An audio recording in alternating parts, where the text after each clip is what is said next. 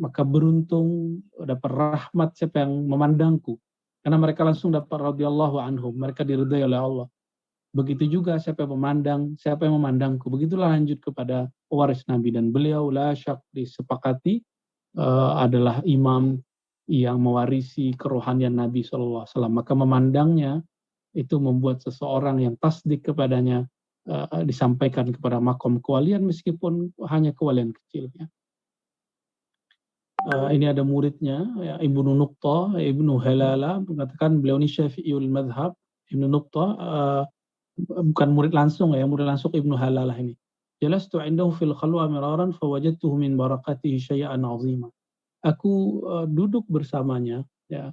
Maksudnya aku ngaji kepada beliau fil khalwa miraran, berkali-kali. Fawajadtu min barakati. Aku mendapatkan keberkahannya luar biasa. Jadi menyebut keberkahan sesuatu, benda, orang, tokoh, kitab, itu tidaklah syirik, ya. Karena berkah itu semuanya dari Allah. Allah turunkan ke wadah-wadah yang mulia, yang pantas. Salah satu yang pantas menerima wadah tersebut adalah wali-wali kekasih Allah Subhanahu wa taala. Semoga orang-orang seperti beliau masih dapat kita temui sampai hari ini, ya. Beliau juga ahli hadis dan disebutkan oleh Imam Zahabi. Imam Zahabi ini punya kritik dari beliau, tapi beliau membersihkan kritiknya dan tidak berlebihan. Mengatakan guru kami. Jadi Imam Zahabi ini murid dari Ibnu Taimiyah. Tapi dia punya guru yang lebih tua dari Ibnu Taimiyah, namanya Al-Hazzami. Al-Hazzami yu'azzimu. Jadi seorang ahli hadis, ahli fikih, sangat mentakzim kepada Imam Najmuddin Al-Kubra. Walakin fil akhir, kata beliau, fil akhir, terakhir saya melihat ada kata-kata ijtihad, karena Imam Zahabi tidak sepakat dengan kalimat-kalimatnya aneh, dan sebagian muridnya seperti Imam Subuki menganggap beliau memang tidak paham beberapa hal dalam bab akidah dan tasawuf sehingga menyerang istilah-istilah itu. Tapi kita tidak akan ikut-ikutan mengatakan itu terhadap Imam Zahabi, karena siapalah kita dibandingkan Imam Zahabi. Cukup kita katakan Imam Zahabi tidak cenderung kepada istilah ini, ya. Tapi beliau mengatakan salimun min dzalik, ya.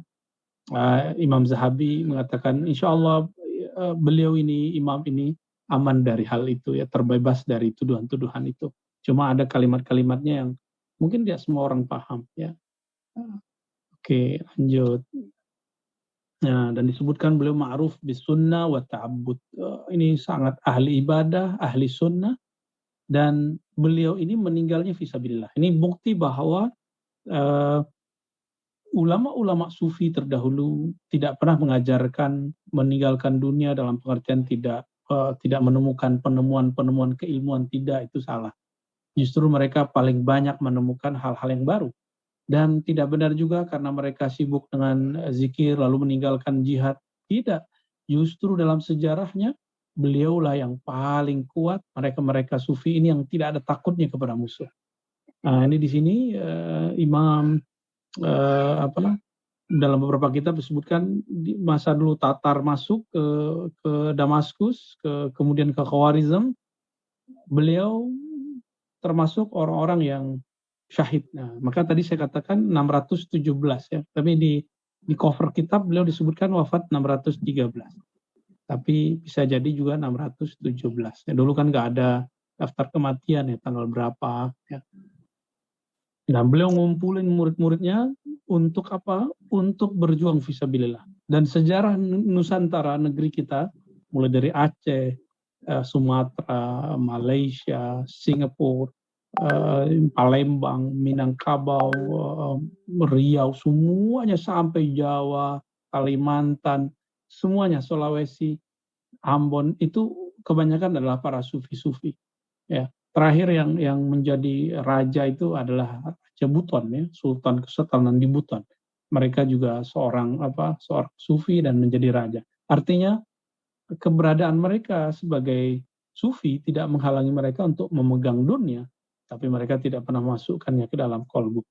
Barangkali itu mukaddimah tentang beliau, dan murid-muridnya sangat banyak, teman-teman. Kalau yang ahli hadis, beliau punya guru itu Imam Abu Thahir As-Silafi, dan juga beliau pernah berkumpul bersama Imam Fakhruddin Ar-Razi, ya.